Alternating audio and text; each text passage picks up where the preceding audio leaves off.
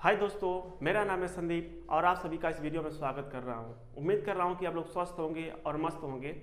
देखिए, इसके पहले वाली वीडियो में हमने प्रश्न संख्या 3 तक हल करवा चुके थे। आज हम प्रश्न संख्या 4 से हल करेंगे। यदि आप उस वीडियो को नहीं देखे हैं तो उस वीडियो का लिंक हम डिस्क्रिप्शन में डाल देंगे, जाकर उस वीडियो को जरूर वॉच कीजिएगा। ठीक है, देखिए, हल करने से पहले ये प्रश्न काफ़ी महत्वपूर्ण है। ठीक है, ये प्रश्न परीक्षा में कई बार पूछा गया है और काफ़ी आसान भी है प्रश्न। ठीक है, तो शुरू करते हैं। कह रहा है कि 306 का 657 का एचसीएफ आपके पास दे दिया है 9। क्या दिया है? 306 का 657 का एचसीएफ आपके पास 9 दिया है। तो पूछ रहा है 306 का 657 का एलसीएम क्या होगा। ठीक है ना, यानी कि हमें ज्ञात करना है। देखिए, प्रश्न काफ़ी आसान है और इम्पोर्टेंट भी है। तो देखिए, पहले इस तरह प्रश्न में जो दिया रहता है उसको पहले हम लिख लेते हैं। जो दिया है, तो दिया है, क्या दिया है? एचसीएफ 306 का 657 बराबर कितना दिया है? 9। यानी 306 का 657 का एचसीएफ दिया आपके पास 9। एलसीएम आपको ज्ञात करना है। इसके पहले वाले वीडियो में हमने बताया था कि पहली संख्या गुणे दूसरी संख्या बराबर होता है एचसीएफ गुणे एलसीएम के।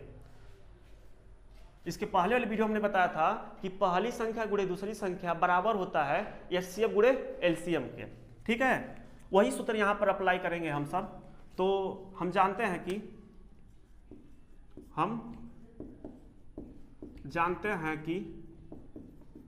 क्या जानते हैं कि पहली संख्या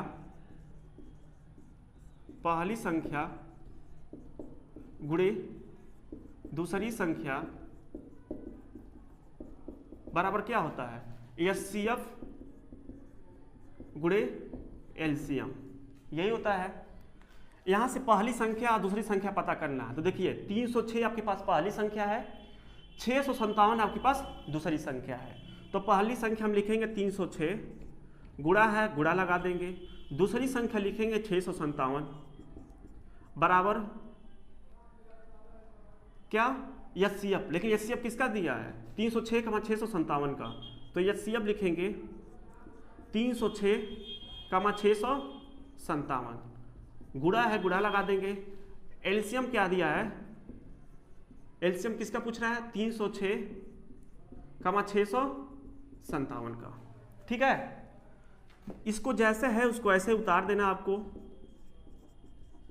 बराबर कर देंगे। एचसीएफ 306 का 657 का कितना दिया है? एचसीएफ 306 का 657 का कितना दिया है? 9 दिया है। तो इसके स्थान पर हम 9 लिख देंगे। गुणा है, गुणा लगा देंगे। एलसीएम इसी का पूछा है तो इसको जैसे है उसको ऐसे उतार देते हैं। ठीक है, कोनो दिक्कत? बता देवल जाए। अब यहां से एलसीएम हमें ज्ञात करना है तो इसको जैसे है उसको ऐसे ही रोक देवन जा। ठीक बा? और बाकी इसका मान निकालना है तो इसको अकेले छोड़ दे जाए। ये गुणे में है, बराबर इधर भेजेंगे तो कहाँ चला जाएगा? बट्टे में चला जाएगा।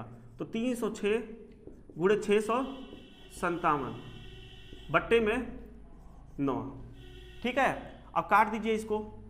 9 एक 9, 9 त्रिक 27, इसके पास चला गया 3 तो 36, 9 चौक 36, यानी कि 34 गुणे 657 बराबर एलसीएम 306 का 657।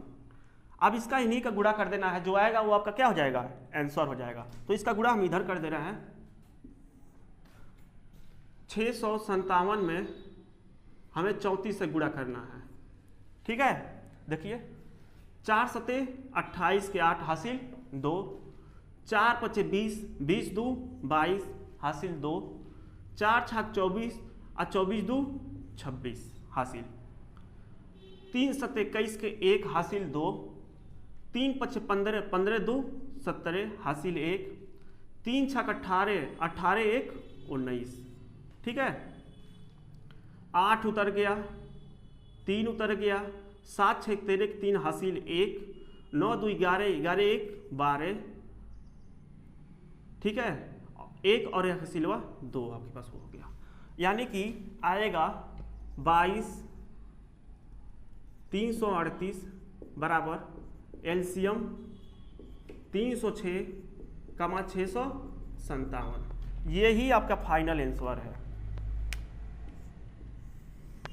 ठीक है, यही आपका फाइनल आंसर है। ठीक है ना। देखिए कितना आसान था, कुछ नहीं करना था, बस ये सूत्र आपको पता होना चाहिए कि पहली संख्या गुणे दूसरी संख्या बराबर एचसीएफ गुणे एलसीएम होता है। उसके बाद पहली संख्या इसमें दिया था 306 लिख दिया, दूसरी संख्या दिया था 657 लिख दिया। उसके बाद एचसीएफ किसका पता है हमें, 306,657 का था, 306,657 लिख दिया। एलसीएम किसका ज्ञात करना है, 306,657 का। अब ये मान हमें पता था, जैसे है उसको ऐसे रख दिया। इसका मान निकालना है तो इसको रोक लिया, ये गुणा में है, कहाँ चला गया, बट्टे में, काटा 34 बार में काटा, 34 का 657 में हमने क्या किया, गुणा कर लिया। उसके बाद गुणा करने पर जो आया वही आपके पास आंसर है। तो उम्मीद कर रहा हूँ कि ये प्रश्न का अच्छे से समझ में आया होगा। अब चलते हैं अगले प्रश्न पर, आप इसका स्क्रीनशॉट ले लीजिए। अब देखिए प्रश्न संख्या 5 है, ये भी काफ़ी महत्वपूर्ण है, वेरी वेरी IMP। ठीक है, परीक्षा की दृष्टि से ये भी कई बार पूछा गया है। कह रहा है यदि HCF 225,60 बराबर दिया है 225 गुणे 5 माइनस 10x, तो यहाँ से x का मान बताना है कि x का मान कितना होगा। ठीक है, तो देखिए कुछ नहीं करना इस सवाल को। यदि हम सब HCF 225,60 का मान निकाल लें और इसके स्थान पर रख दें तो आसानी से हम लोग x का मान बता सकते हैं कि x का मान कितना आएगा। ठीक है, और यही काम हम लोग को इसमें करना है। तो सबसे पहले आप लोग लिखिए हल लिखने के बाद जो दिया है उसको लिखा जाता है। तो दिया है, क्या दिया है, HCF 225,60 बराबर 225 गुणे 5 माइनस 10x। ठीक है, अब यहाँ से हमें क्या करना है, 225 और 60 का HCF निकाल के इसके स्थान पर रख देना है। ठीक है, तो HCF निकालने के मेथड क्या बताए थे आप लोग को, इसके पहले वाले वीडियो जरूर देखिएगा आप लोग। देखिए जो संख्या लिखा गया पहले उसका अभाज्य गुणनखंड लिखिए 225 और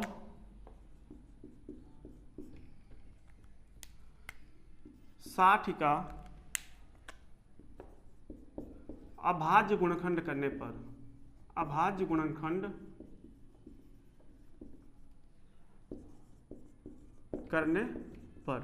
तो 225 का अभाज्य गुणनखंड करते हैं। किससे काटे हैं, पहले आप इसको 3 से काटिए, 3 सत्ते 21, एक इसके पास चला गया 15, 3 पचे 15, फिर 3 से काटें, 3 दूना 6, 3 पचे 15, 5 से काटें, 5 पचे 25, 5 करना 5।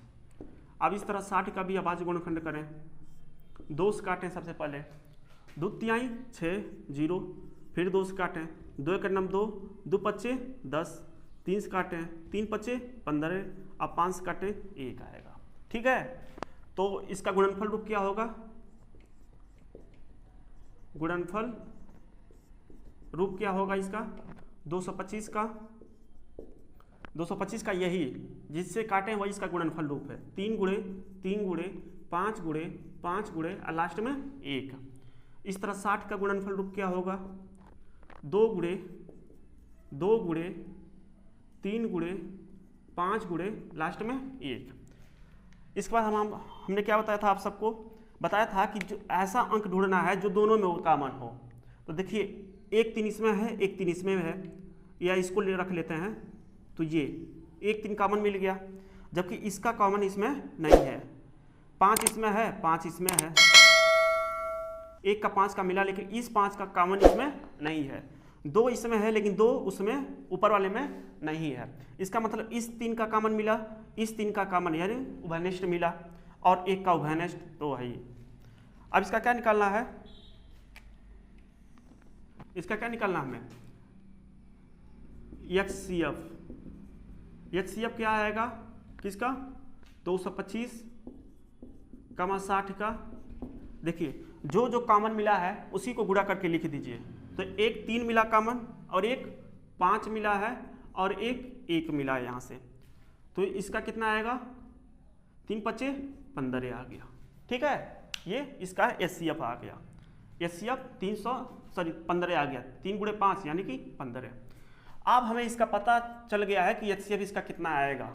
तो दिया है क्या, HCF 225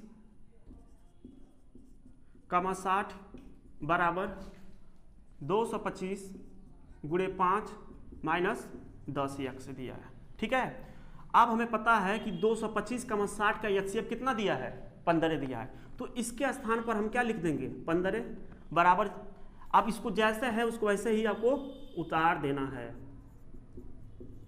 10x। ठीक है, अब हम क्या करेंगे, x को एक तरफ और अंक को एक तरफ, देखिए ये माइनस है, इधर आएगा तो क्या हो जाएगा प्लस में हो जाएगा, और ये प्लस में है, अंक को एक पास कर रहे हैं, x को एक तरफ अंक को एक तरफ, तो ये माइनस में है, बराबर की इधर आएगा तो क्या हो जाएगा प्लस में हो जाएगा, और ये प्लस में है, अंक को एक तरफ भेज रहे हैं, ये प्लस में इधर जाकर क्या हो जाएगा माइनस हो जाएगा, -15। ठीक है, तो 10x बराबर, देखिए यहां से हम सब या तो पहले इसका गुणा कर दीजिए, 5 पच्चे 25 के 5 हासिल 2, 5 दूना 10, 10 2 12 हासिल 1, 5 दूना 10, 10 1 11 -15। ठीक है, तो 10x बराबर, इसको घटाएं तो कितना बचेगा, ये आपके पास 1110 आपके पास आ गया। अब यहां से x का मान निकालना है, x को रोक लिया जाए, x को हम क्या करें रोक लें, तो अंक ये गुणे में है, कहां चला जाएगा बट्टे में चला गया, 0 से 0 क्या हो गया कट गया, तो x का मान कितना मिल गया 111। यही आपके पास फाइनल आंसर है। तो उम्मीद कर रहा हूं कि ये भी आपको समझ में आया होगा। देखिए कुछ नहीं करना था, कहा था 225 कमा 60 का HCF आपके पास दिया है 225 × 5 माइनस 10x, तो x का मान ज्ञात कीजिए, x का मान कितना आएगा। तो हमने दिमाग लगाया कि HCF अगर 225 कमा 60 का पता चल जाए तो इसके स्थान पर रख देंगे, बाकी जैसे है उसको ऐसे क्या किया उतार दिया। तो हमने सर्वप्रथम 225 और 60 का अभाज्य गुणनखंड करने पर, क्योंकि HCF निकालना है तो अभाज्य गुणनखंड करना ही होगा, तो इसका गुणनफल रूप लिखा और जो कॉमन था उसको हमने गुणा में करके लिख दिया, और 225 कमा 60 का HCF कितना आ गया 15 आ गया। अब हमको जो दिया था उसको ऐसे लिख लिया। अब 225 कमा 60 का HCF हमें क्या पता है 15 पता है, तो उसके स्थान पर हमने 15 लिख दिया, बाकी जैसे था उसको ऐसे उतार दिया।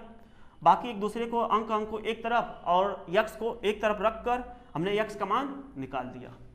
तो उम्मीद कर रहे हैं ये भी आपको समझ में आया है, और ये प्रश्न काफी इंपोर्टेंट है, आप इसका स्क्रीनशॉट ले लीजिए। चलते हैं अगले प्रश्न पर।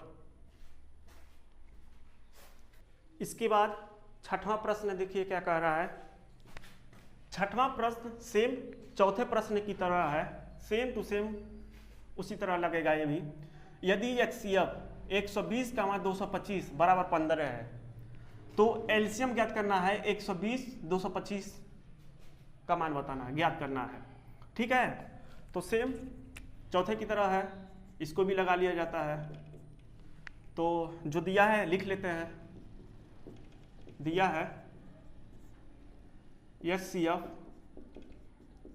120 कमा 225 बराबर 15।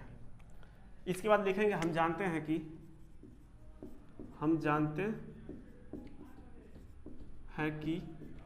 क्या जानते हैं आप सब, कि पहली संख्या गुणे दूसरी संख्या बराबर क्या होता है HCF गुणे एलसीएम के। ठीक है, तो अब यहां से हमें पता करना है पहली संख्या दूसरी संख्या क्या है। तो ये जो दिया है 120 ये पहली संख्या है, 225 जो दिया है ये दूसरी संख्या है। ठीक है, तो पहली संख्या 120 गुणा है, गुणा लगा दिया, दूसरी संख्या 225 बराबर है, बराबर कर दिया। HCF किसका पता है 120 कमा 225 का गुणे एलसीएम ज्ञात करना है किसका 120 कमा 225 का। ठीक है, अब हमें पता है इसको जैसे है उसको ऐसा ही लिख लिया जाए। HCF 120 का मान 225 का मान कितना दिया है 15 गुणे एलसीएम ज्ञात करना है 120 का मान 225 का। ठीक है, अब एलसीएम हमें इसका बताना है तो ये गुणे में है, बराबर की इधर भेजेंगे तो किस में चला जाएगा बट्टे में चला जाएगा। तो 120 गुणे 225 बट्टे में 15 बराबर है एलसीएम 120 गुणे 225। ठीक है, कोई डाउट हो तो बताइएगा। आप देखिए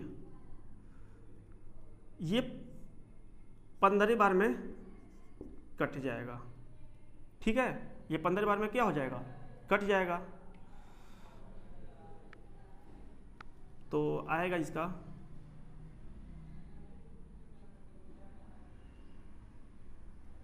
120 गुणे 15 बराबर एलसीएम 120 गुणे 225। अब इसका गुणा कर दीजिए, 12 पच्चे 60, 12 के नंबर 12, 12 और 6 हासिल जोड़ेंगे तो कितना हो गया 18 और 1 जीरो आपका ये बचा था। तो ये एलसीएम 120 गुणे 225 यही आपके पास फाइनल आंसर है। ठीक है, ये भी देखिए एकदम आसान था। अब चलते हैं अगले प्रश्न पर। देखिए 7वां प्रश्न क्या है, दिखने में बड़ा अजीब लग रहा है लेकिन है बहुत आसान। ठीक है, कह रहा नीचे दी गई आकृति में x तथा y के मान ज्ञात कीजिए। मान ज्ञात करने का मतलब कि जिस तरह यहाँ पर 7 है, यहाँ पर 3 है, यहाँ पर 4 है, उसी तरह x के स्थान पर कौन सा अंक आएगा या कौन सी संख्या आएगी, उसी तरह y के स्थान पर कौन सी संख्या आएगी, ये हमें बताना है। तो इसको समझने से पहले थोड़ा कुछ और समझते हैं। जैसे मतलब आपके पास 18 है, ठीक है, और इसका गुणनखंड कीजिए तो इसको 2 से काटेंगे तो कितना आएगा 9 आएगा। फिर इसको आप 3 से काटेंगे तो कितना आएगा 3 आएगा। फिर इसको आप 3 से काटेंगे तो कितना आएगा 1 आएगा। अब इसको बाक्स बनाकर समझाया जाए, पहले आपके पास क्या था 18 था, ठीक है, 18 को आपने 2 भागों में बांट दिया, एक 2 में बांटा, देखिए 18 को आपने क्या किया 2 भागों में बांटा, आपने 2 से काटा 18 तो कितनी बार में काटा 9 बार में काटा। देखिए 2 से काटे हैं तो कितनी बार में काटा है 9 बार में काटा है। अब फिर 9 को आप किससे काटे हैं, अब 9 को किससे काटे हैं 3 से काटे हैं, तो आप कितनी बार में कटा है 3 बार में कटा है। ठीक है, आप यहां पर 3 आ गया है, आप 3 को किससे काटे हैं 2 से 3 से काटे हैं, तो अब कितनी बार आ गया है 1 बार में आ गया है। बस सेम टू सेम इसी तरह ये भी लगेगा। ठीक है ना, फिर से समझते हैं कि 18 जैसा है उसको ऐसे लिख दिया, 18 को आपने 2 से काटा है तो कितना आ गया है 9 आया है। देखिए यहाँ पर फिर 9 को किससे काटे हैं 3 से काटे हैं, तो अब कितना आ गया है, देखिए 9 को 3 से काटे हैं तो अब कितना आया 3 आया, फिर 3 से काटे हैं तो अब कितना आ गया है 1 आ गया है। कहने का मतलब यह है कि इन दोनों का गुणा करेंगे तो ऊपर वाला आ जाएगा। ठीक है, फिर इन दोनों का गुणा करेंगे तो ऊपर वाला आ जाएगा, देखिए 3 तरीका 9 ऊपर वाला आ गया। फिर इन दोनों के गुणा करेंगे तो ऊपर वाला आ जाएगा यानी 18। कहने का मतलब ये बाप हुआ तो इनके 2 बेटे हो गए, ये बाप हुआ तो इनके 2 बेटे हो गए, ये बाप हुआ तो इनके 2 बेटे हो गए। बेटे बेटे का गुणा करने पर बाप पता चल जाता है, बेटे बेटे का गुणा करेंगे तो बाप पता चलेगा, बेटे बेटे का गुणा करेंगे तो बाप इसका पता चलेगा कितना है। ठीक है, उसी तरह इसको भी समझते हैं। देखिए जैसे हमने बताया कि इन दोनों का गुणा करेंगे तो ऊपर वाला आ जाएगा, इन दोनों का गुणा करेंगे तो ऊपर वाला आ जाएगा, इसी तरह इन दोनों का गुणा करेंगे तो इसका बाप नहीं पता चल जाएगा कि क्या है। ये दोनों देखिए, ये दोनों कहाँ से निकले हैं यक्ष से निकले हैं, तो ये दोनों यक्ष के 3 और 7 यक्ष से निकले हैं, तो यक्ष इसका क्या हो गया बाप हुआ। अब बाप को पता करने का मतलब है कि बेटे को आपस में लड़ा दीजिए, लड़ाने का मतलब गुणा करा दीजिए, तो यक्ष का मान क्या आएगा, यक्स का मान आने का मतलब है कि 3 और 7 का आपस में गुणा कराइए, तो यक्स बराबर 7 त्रिक 21। बस सिंपल सी बात। अब देखिए y का मान पता है, अब हमें x का मान पता चल गया है 21 है। x का मान पता चल गया है कि हम सबको x का मान कितना पता चला है, 21 है। x का मान 21 मिल गया।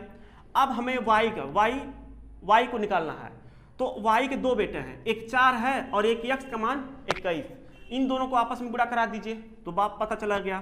तो y बराबर आपके पास मिलेगा 4 गुणे x, तो y बराबर मिल गया 4 गुणे x का मान क्या मिला है 21, तो y बराबर आपको मिल गया 21 चौक 84।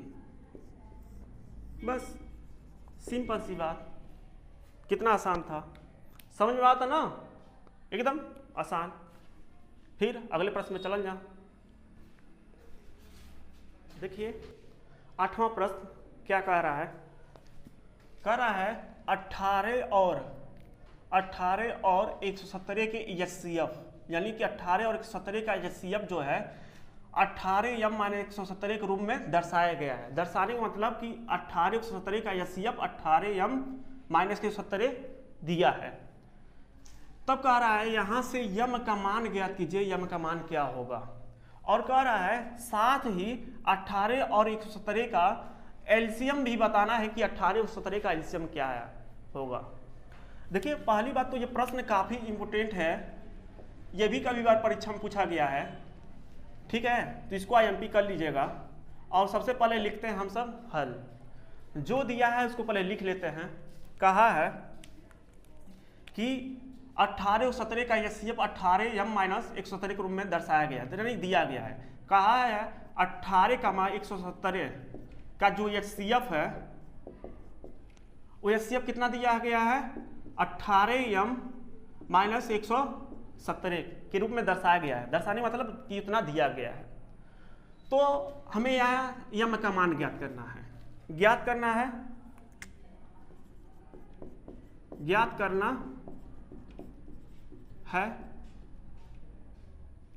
ज्ञात करना है। पहली बात यम का मान बताना है, यम का मान कितना आएगा, और कह रहा है एलसीएम बताना है किसका 18 का मान 117 का एलसीएम कितना आएगा, ठीक है। तो निकालते हैं। देखिए ये सवाल काफी आसान ये भी है। क्या करेंगे 18 117 का एलसीएम निकालेंगे और एलसीएम निकाल के इसके स्थान पर रख देंगे तो यम का मान आसानी से हमें प्राप्त हो जाएगा, ठीक है। काम करते हैं तो लिखेंगे 18 सर्वप्रथम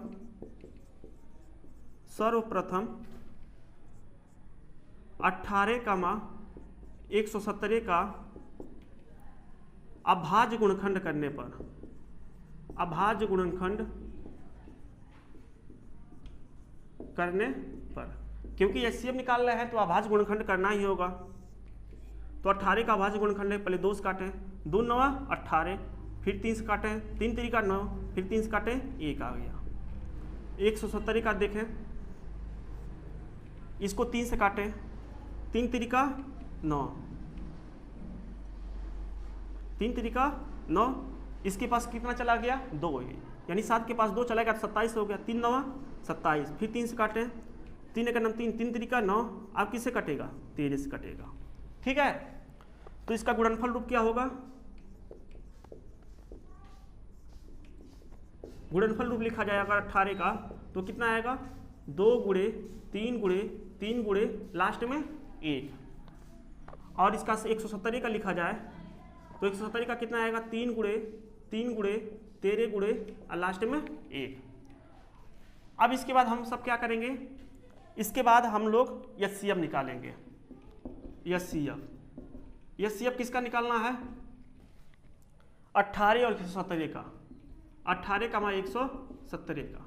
एचसीएफ निकालने के लिए क्या किया जाता है, इन दोनों में उभयनिष्ठ कॉमन देखा जाता है। देखिए 2 इसमें है, क्या 2 इसमें है नहीं, 3 इसमें है, 3 इसमें है, तो 3 मेरा कॉमन मिल गया।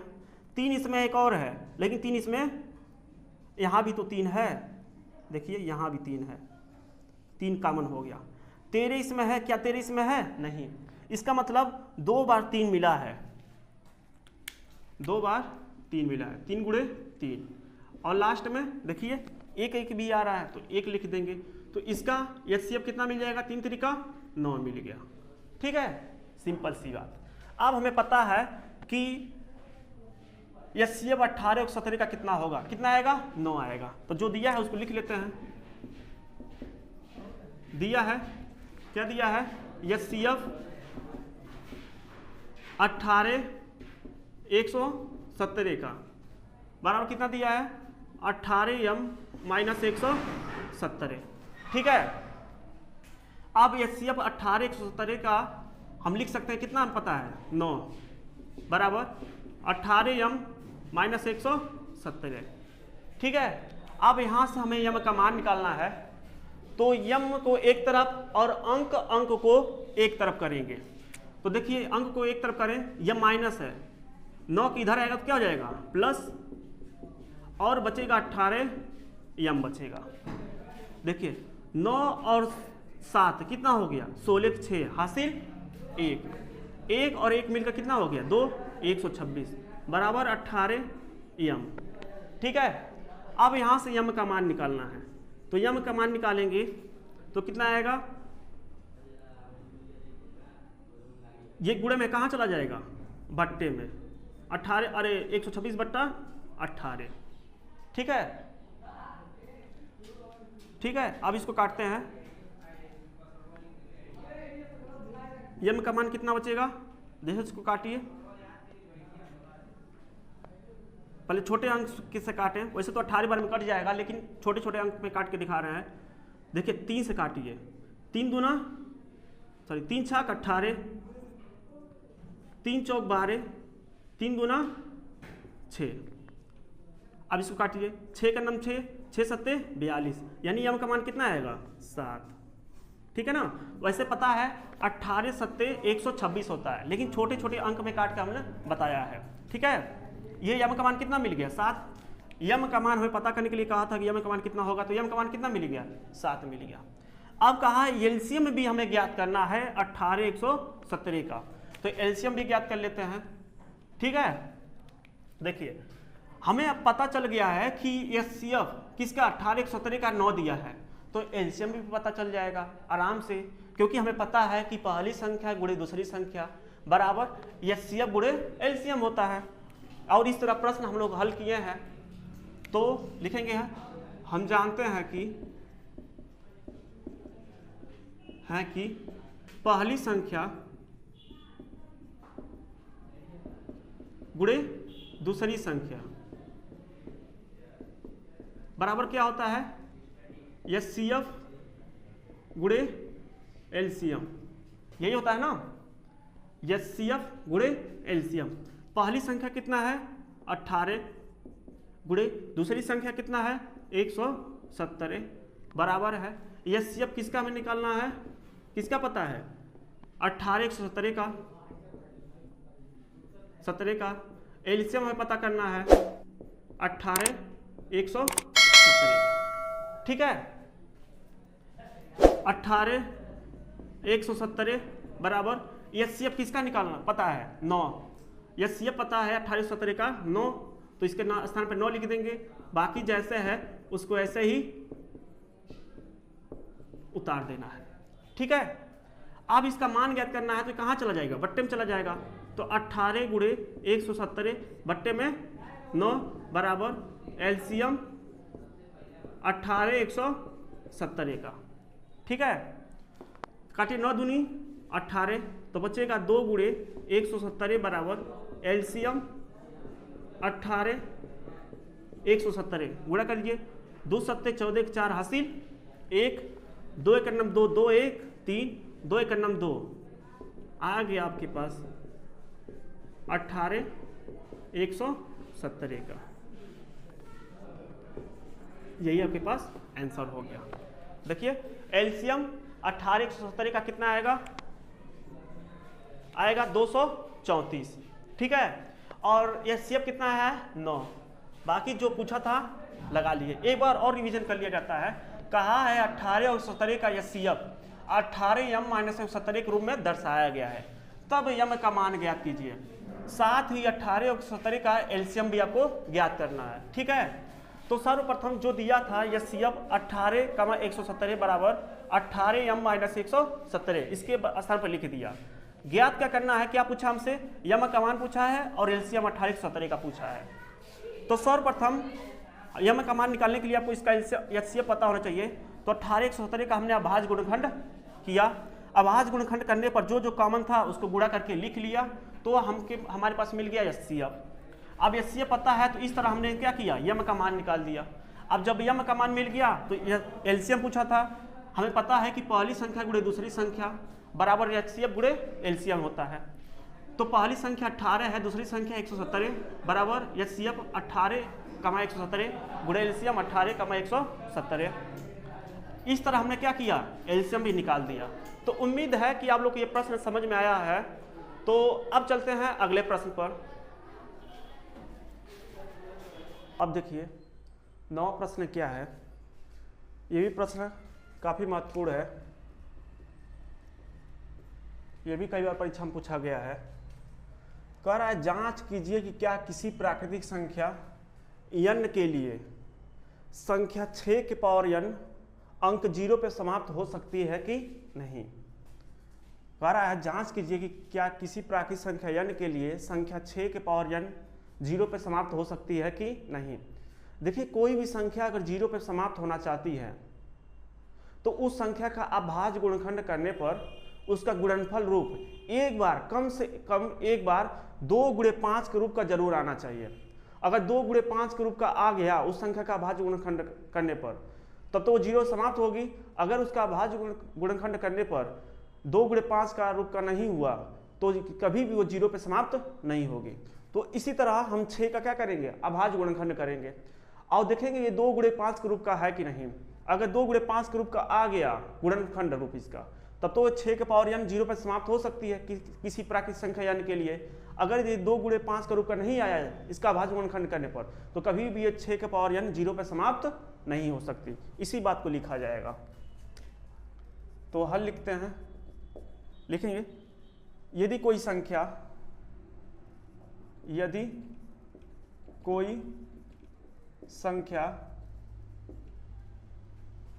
0 0 पर समाप्त होना चाहती है तब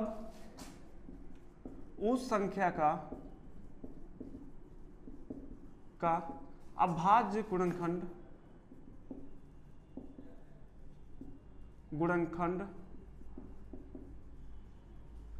रूप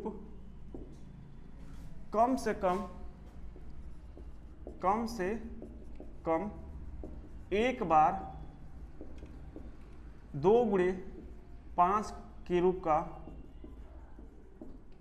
अवश्य होना चाहिए।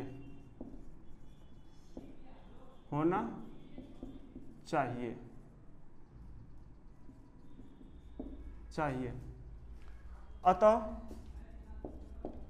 हम क्या करेंगे, 6 का अभाज्य गुणनखंड करेंगे। अतः 6 का अभाज्य गुणनखंड करने पर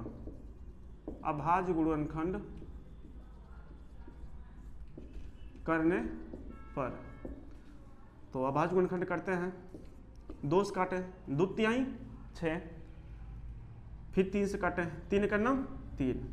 अब देखिए इसका अभाज्य गुणनखंड किए, 2 तो आ गया लेकिन 5 नहीं आया। इसका अभाज्य गुणनखंड क्या हो, 2 गुणे 5 के रूप का होना चाहिए। 2 तो आया लेकिन 5 नहीं आया। तो लिखेंगे 6 का अभाज्य गुणनखंड करने पर 6 का अभाज्य गुणनखंड करने पर 2 गुणे 5 के रूप का नहीं है, अतः 6 के पावर n कभी भी शून्य पर समाप्त नहीं हो सकती किसी भी प्राकृतिक संख्या n के लिए। n के लिए। बस यही आपका आंसर है। अगर बोर्ड में पूछा जाता है तो इसी स्टेटमेंट को हम बराबर लिख देंगे तो पूरा पूरा नंबर मिल जाएगा, ठीक है ना। तो अब देखिए कौन संख्या 0 पे समाप्त हो सकती है, तो रफ टाइप यहाँ बता देते हैं। जैसे मतलब 10 आपके पूछ लिया, 10 के पावर n ये 0 पे समाप्त हो सकती है कि नहीं, तो 10 का भाज्य गुणनखंड करें, 2 से काटें, 2 पच्चे 10, देखिए इसका गुणनफल रूप 2 गुणे 5 के रूप का आ गया, ठीक है।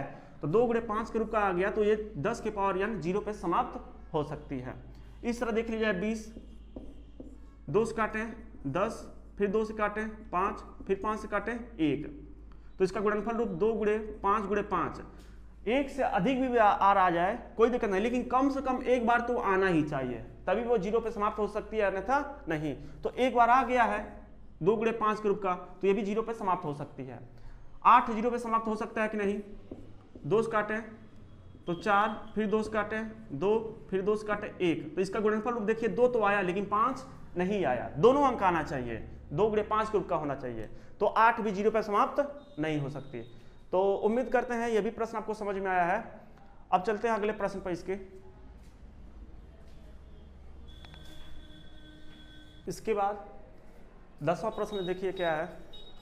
कर आप व्याख्या कीजिए कि 7 गुणे 11 गुणे 13 प्लस 13 और 7 गुणे 6 गुणे 5 गुणे 4 गुणे 3 गुणे 2 गुणे 1 प्लस 5 भाज्य संख्याएं क्यों हैं।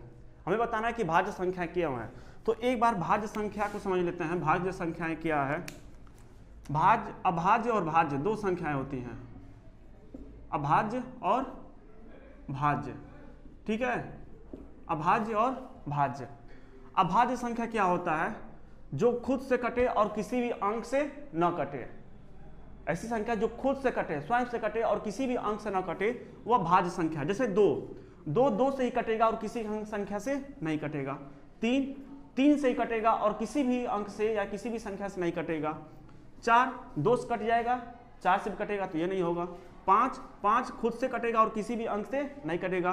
6 2 से कटेगा, 3 से कटेगा तो ये नहीं होगा। 7 ये भी होगा क्योंकि खुद से कटे और किसी भी अंक से नहीं कटेगा। तो ये रही आपके पास अभाज्य संख्या। लेकिन हमें बताना है भाज्य संख्या।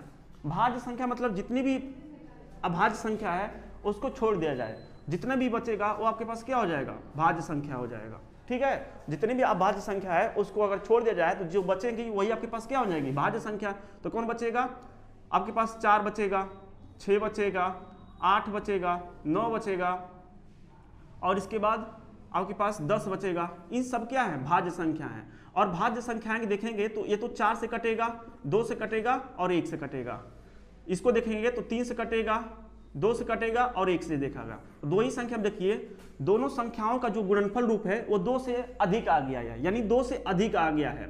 जबकि इनका देखेंगे तो 2 से कटेगा और 1 से कटेगा, सिर्फ गुणनफल रूप 2 ही बार आया है। 3 को देखेंगे तो 3 से कटेगा और 1 से कटेगा। 5 को देखा 5 से कटेगा और 1 से कटेगा। तो इस तरह इसका गुणनफल रूप 2 से अधिक बार नहीं आ रहा है।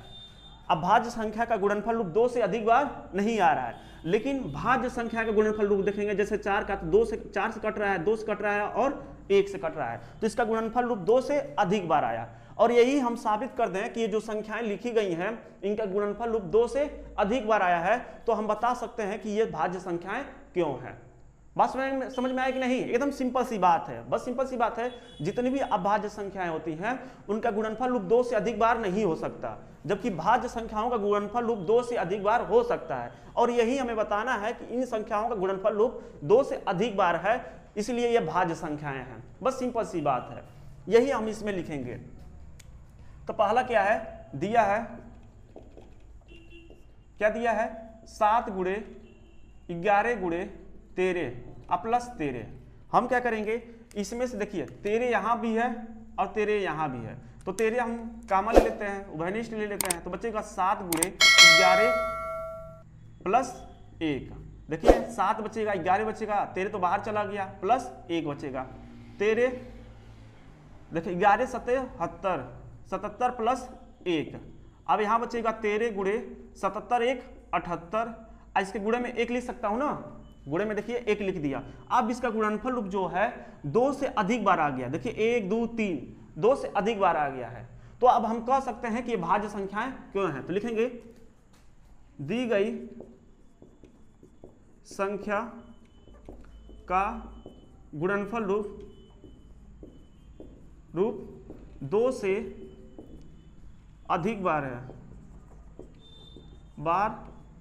आया है, ऐसे भी लिख सकते हैं, आया है, अतः यह भाज्य संख्याएं हैं, भाज्य संख्याएं हैं। बस सिंपल सी बात है, यही काम इसमें भी करना है। तो ये क्या है, 7 गुणे 6 गुणे आपके पास 1 तक गया है, तो 7 गुणे 6 गुणे 5 गुणे 4 गुणे 3 गुणे 2 गुणे 1 प्लस 5। ठीक है, इनमें क्या है देखिए, 5 यहाँ भी है और 5 यहाँ भी है, तो 5 को कॉमन ले लेते हैं, तो बचेगा 7 गुणे 6 गुणे 4 गुणे 3 गुणे 2 गुणे 1 प्लस क्या हो गया 1। अब क्या करना है, इनका गुणा, सबका गुणा करके 1 जोड़ लीजिए उसमें, तो कितना आएगा देखिए, इसका गुणा करेंगे तो यहां पर आएगा 7 चौक 28, 28 दुतियाई 6, 6 गुणे देखिए 7 चौक 28 लिख दिया गया, 3 दूना 6, अब 1 6 बचेगा प्लस 1, इसको भी देख लीजिए। अब 28 में 36 से गुणा करके 1 को इसमें जोड़ लेना है। ठीक है, यहां पर हम गुणा कर दे रहे हैं, तो 28 में 36 से गुणा कीजिए, 8 छाक 48 के 8 हासिल 4, 6 दूना 12, 12 4 16, 3 छाक 3 8 24 के 4 हासिल 2, 3 दूना 6, 6 2 8, तो 8 10 8 1 9 और 9 1 हासिल हुआ 10। ठीक है, देख लिए, फिर से देख लीजिए, 8 छाक 48 के 8 हासिल 4, 6 दूना 12, 12 4 16, 3 8 24 के 4 हासिल 2, 3 दूना 6, 6 2 8, 8 6 4 10 के 0 हासिल 1, 8 1 9, 9 1 10। तो यहाँ पर आपके पास आ जाएगा 5 1008 प्लस 1, यहाँ पर मैं लिख दे रहा हूँ, तो 5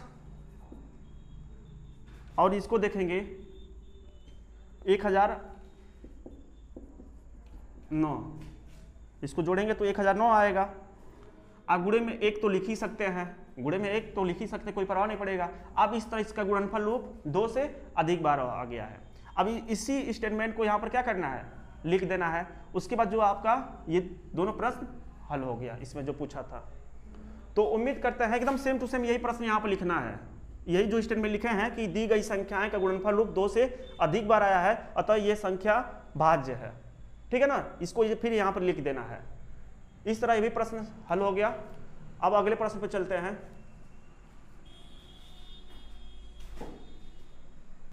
देखिए 11वां प्रश्न क्या है, दिखने में बहुत बड़ा लग रहा है लेकिन है बहुत आसान, बहुत ही आसान है। इतना बड़ा सा प्रश्न कह रहा, किसी खेल के मैदान के चारों ओर, यहाँ मैदान का कुछ और मतलब मत समझिएगा, किसी खेल के मैदान के चारों ओर एक वृत्ताकार पथ है। कोई खेल का मैदान है, उसके चारों ओर एक वृत्ताकार मतलब वृत्त के जैसा पथ मतलब रास्ता है। इस मैदान का एक चक्कर लगाने में सोनिया को 18 मिनट लगते हैं। सोनिया एक लड़की है जो इस मैदान को एक चक्कर लगाती है तो उसको 18 मिनट लगते हैं, जबकि इसी मैदान का एक चक्कर लगाने में रवि को 12 मिनट लगता है। रवि एक लड़का है, जब वो चक्कर लगाता है तो उसको 12 मिनट लगते हैं। मान लीजिए कि वे दोनों एक ही स्थान और एक ही समय पर चलना प्रारंभ करके एक ही दिशा में चलते हैं, कितने समय बाद वो दोनों पुनः प्रारंभिक स्थान पर मिलेंगे। इस प्रश्न को समझ लिया जाए। हल लिखते हैं। क्या है, देखिए एक पार्क जैसा है और इसके किनारे किनारे पर एक वृत्ताकार पथ है। ठीक है, दो लोग हैं, एक सोनिया है और एक आपके पास रवि है। ठीक है ना, जब सोनिया यहां से चलना प्रारंभ करती है और आते एक चक्कर मार लगा लेती है तो उसको 18 मिनट लगता है। 18 मिनट लगता है। ठीक है, और जब रवि इसी का एक चक्कर लगाता है तो उसको 12 मिनट लगता है। उसको कितना मिनट लगता है? 12 मिनट लगता है। रवि एक लड़का है, ये फास्ट दौड़ रहा है और सोनिया धीरे धीरे दौड़ रही है, तो इसको 18 मिनट लगता है। अब इन्होंने में क्या देखा गया कि उन्होंने आपस में कहा कि चलो एक ही साथ चलते हैं, एक ही समय पर और एक ही दिशा में। यहां से दोनों लोग आपस में बातचीत करते हैं कि चलो एक ही साथ दौड़ते हैं और कौन एक चक्कर लगाकर फिर यहां पर वापस सबसे पहले चला आएगा। तो उन्होंने डिसाइड हुआ, दोनों लोग राजी हुए। अब यहां से दोनों लोग चलना प्रारंभ करते हैं और एक ही साथ, और बताना है कि इन लोगों को यहां से चलना प्रारंभ किया और यहीं पर आने पर उनको कुल कितना समय लगा, ये समय बताना है जब दोनों लोग एक ही दिशा में एक ही साथ चलना प्रारंभ करते हैं। ठीक है ना। तो यहां पर देखिए, जब सोनिया और रवि आपस में दौड़ते हैं तो उन लोग में एक कंपटीशन की बात होती है कि हम सबसे पहले पहुंचे, सोनिया कहती है, और रवि अपने आप को सोचता है कि हम सबसे पहले पहुंचे। तो यहां पर सबसे पहले पहुंचने की बात हो रही है और यहां पर कम से कम समय, न्यूनतम समय की बात हो रही है। इस बात को ध्यान देना, यहां पर न्यूनतम समय की बात हो रही है कि जल्दी से हम पहुंच जाएं। सोनिया कहती है और रवि भी कहता है जल्दी से हम पहुंच जाएं, तो यहां पर न्यूनतम समय की बात होती है। तो इस बात को ध्यान देना, जहां पर न्यूनतम समय की बात होगी वहां पर हम एलसीएम निकालते हैं, और जहां पर अधिकतम समय की बात होगी वहां पर हम एचसीएफ निकालते हैं। इस बात को ध्यान देना है। तो यहां पर अब पता चल गया है, यहां पर न्यूनतम समय की बात होगी क्योंकि जल्दी पहुंचने की बात हो रही है, कम से कम समय में बात हो रही है, तो इसलिए यहां पर एलसीएम निकालना है। किसका एलसीएम निकालना है? बस 18 और 12 का हम एलसीएम निकालते हैं, जो आएगा वही आपके पास आंसर हो जाएगा। उतने समय में सोनिया और रवि पुनः अपने प्रारंभिक स्थान पर पहुंचेंगे। बस सिंपल सी बात है। कोई डाउट? कमेंट करके बताओ जाइए। तो यहां पर लिखेंगे सोनिया को लगा समय कितना है? 18 मिनट। ठीक है, और रवि को लगा समय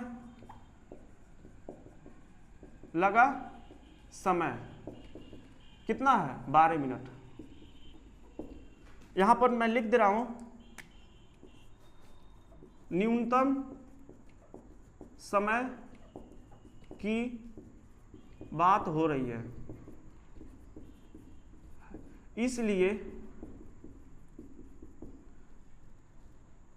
18 और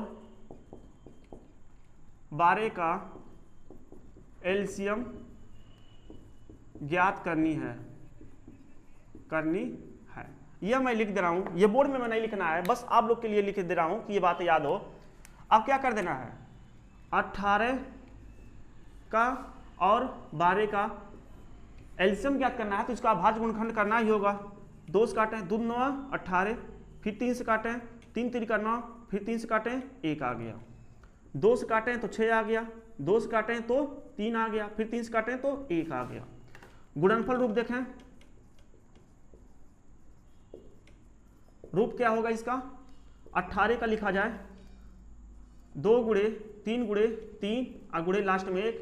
12 का लिखा जाए 2 गुणे 3 गुणे 1। अब हमें क्या बताना है? अब इसमें हमने बताया था एलसीएम में कॉमन लेने के बाद जितनी संख्या बचता है उसका भी आपस में गुणा कर लिया आगे जाए। तो पहले कॉमन आपके पास 3 आ रहा है, तो यहां पर एलसीएम निकाल करनी है ना, तो एलसीएम लिख दे रहा हूं 18 12 का। तो पहले 3 आ गया, उसके बाद देखेंगे इस 3 का उभयनिष्ठ नहीं है तो 3 को भी लिख लिया जाएगा, जबकि इस 2 का भी उभयनिष्ठ है तो 2 को भी लिख लिया जाए गुणा करके। इस 3 का नहीं है तो 3 को भी लिख लिया जाए, और इस 2 का भी उभयनिष्ठ नहीं है तो इस 2 को भी लिख लिया जाए, और लास्ट में 1 गुणा कर दीजिए। देखिए 3 दूना 6, 3 6 का 18, 18 दूना 36, यानी कि 36 मिनट 36, ये 36 आपका है। एलसीएम कितना आया? 36। यानी कि इन दोनों को जब एक साथ, ये दोनों लोग जब एक साथ दौड़ते हैं तो इनको कितना मिनट लगता है? 36 मिनट लगता है इसको। तो लिखेंगे सोनिया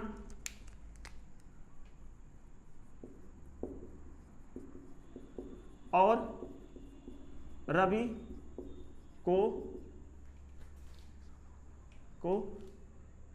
सोनिया और रवि को एक साथ दौड़ने में लगा समय, समय बराबर क्या है 36 मिनट। और यही आपके पास आंसर हो गया। ठीक है, तो ये भी प्रश्न काफी आसान था, बड़े पे मत जाइए। ये देखिए आपको ये समझ में आया कि नहीं। अगर समझ में नहीं आया तो आप कमेंट करके जरूर बताइए, और हमारे चैनल पर नए हैं तो चैनल को सब्सक्राइब और दोस्तों के साथ जरूर शेयर कीजिए। स्क्रीनशॉट ले लीजिए इसका। देखिए 12वां प्रश्न। यह प्रश्न हम सबके लिए नया नहीं है, क्योंकि इस तरह प्रश्न हम लोग इसके पहले हल कर चुके हैं। देखिए इसमें क्या तरीका था, हम लोग ये देखते थे कि इन दोनों को गुणा करने पर ये मिल जाएगा, इन दोनों को गुणा करने पर ये मिल जाएगा, और इन दोनों को गुणा करने पर ये मिल जाएगा। क्योंकि ये जो है यहाँ देखा जाए 5 और 13 कहाँ से निकला है, y में से निकला है, तो y आपके पास बाप हुआ, ये दोनों बेटे हुए। तो जब बेटे बेटे को आपस में लड़ा देते हैं, मतलब यानी कि गुणा करा देते हैं, तब उसका बाप का पता चल जाता है। इस तरह 3 और y कहाँ से निकले हैं 195 से निकले हैं, तो ये बाप हुआ, ये दोनों आपस में बेटे हुए, तो बेटों को आपस में लड़ाइए यानी गुणा कराइए तो बाप पता चलेगा। इस तरह ये दोनों बेटे हुए किसका, यक्स का, क्योंकि यक्स से ये दोनों निकले हैं, तो इन दोनों को गुणा कराइए तो यक्स का मान मिलेगा। बस सिंपल सी बात है। तो हमें बताना है नीचे दी गई आकृति में यक्स तथा y के मान ज्ञात कीजिए, यानी यक्स के स्थान पर कौन सा संख्या आएगी और y के स्थान पर कौन सी संख्या आएगी, ये हमें बताना है। ठीक है, तो हल लिखते हैं। सबसे पहले देखिए, अगर y का मान निकालना है तो y का मान कैसे निकलेगा, y बराबर इन दोनों को आपस में गुणा करा दीजिए, तो 13 गुणे 5, तो y का मान 13 पचे 65, y का मान कितना आ गया 65 आ गया। अब इस तरह x का मान निकालना है तो इन दोनों को आपस में गुणा करा दीजिए, तो 195 गुणे 3, तो x बराबर 3 पचे 15 5 हासिल 1, 3 9 27 27 1 28 हासिल 2, 3 1 9 3 3 2 5। बस ये आपके पास आंसर आएगा, यानी कि x के स्थान पर क्या रखा जाएगा 585 और y के स्थान पर क्या रखा जाएगा 65। ये आपके पास आंसर हो गया, नोट कर लीजिए इसको। देखिए 13वां प्रश्न, करा व्याख्या कीजिए कि 7 गुणे 13 गुणे 11 प्लस 11 और 7 गुणे 6 गुणे 5 गुणे 4 गुणे 3 गुणे 2 गुणे 1 और प्लस 3 भाज्य संख्याएं क्यों हैं। इसके पहले भी इस तरह का प्रश्न हल हुआ है, तो इसमें से हम कोई एक कर दे रहे हैं और आप लोग सबके लिए होमवर्क रहेगा, और कमेंट में जरूर बताइएगा कि उसका आंसर कितना आया है। ठीक है ना, तो ये हम हल कर दे रहे हैं, और ये बस आप लोग हल करके कमेंट करके बताइएगा कि कितना आंसर आया है। ठीक है ना, और हल करने का तरीका क्या है, हम ये दिखाएंगे इसका गुणनफल रूप 2 से अधिक बार आ रहा है, तो हम लिख देंगे कि वहां पर भाज्य संख्याएं क्यों हैं। ठीक है, तो दिया है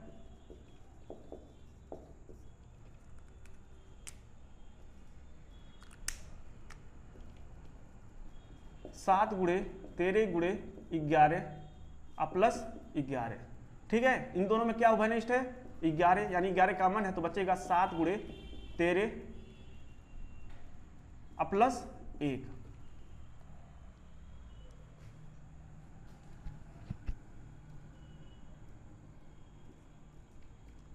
इन दोनों को आपस में गुणा कर दीजिए, 13 सत्ते 91 प्लस 1, 11 गुणे 91 1 92 गुणे 1, तो इसका गुणनफल रूप देखिए 2 से अधिक बार आ गया है, तो लिखेंगे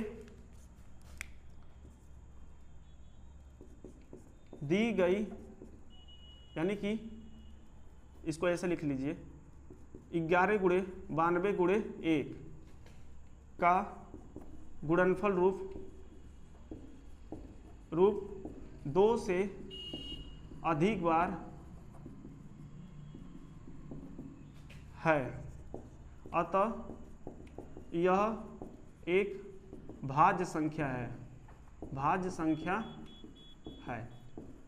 इसी तरह अब इसको लगा लीजिएगा, देखिए यहाँ पर 3 है और यहाँ पर 3 है, 3 कॉमन ले लीजिएगा, बाकी जितना संख्या बचेगा उसको आपस में गुणा करके, और जब यहाँ से 3 लेंगे तो यहाँ पर 1 हो जाएगा, उसको जोड़ लेना है, और बाहर वाली संख्या जो कॉमन ली है वो बचेगा, जो गुणा करेंगे वो बचेगा, और लास्ट में गुणे ए करके लिख दीजिएगा और बता दीजिएगा कि इसका गुणनफल रूप 2 से अधिक बार है अतः ये भाज्य संख्याएं हैं। बस सिंपल से इतना करना है। और इस तरह का प्रश्न भी इसके पहले हुआ है, तो उम्मीद करते हैं ये भी आपको समझ में आया। बस एक लास्ट प्रश्न है, उसको हल कर लें। अब देखिए प्रश्नावली 1.a का लास्ट प्रश्न है 14 नंबर, इसको भी हल कर लें। देखिए क्या कर रहा है, नीचे दी गई आकृति में x, y तथा z के मान ज्ञात कीजिए।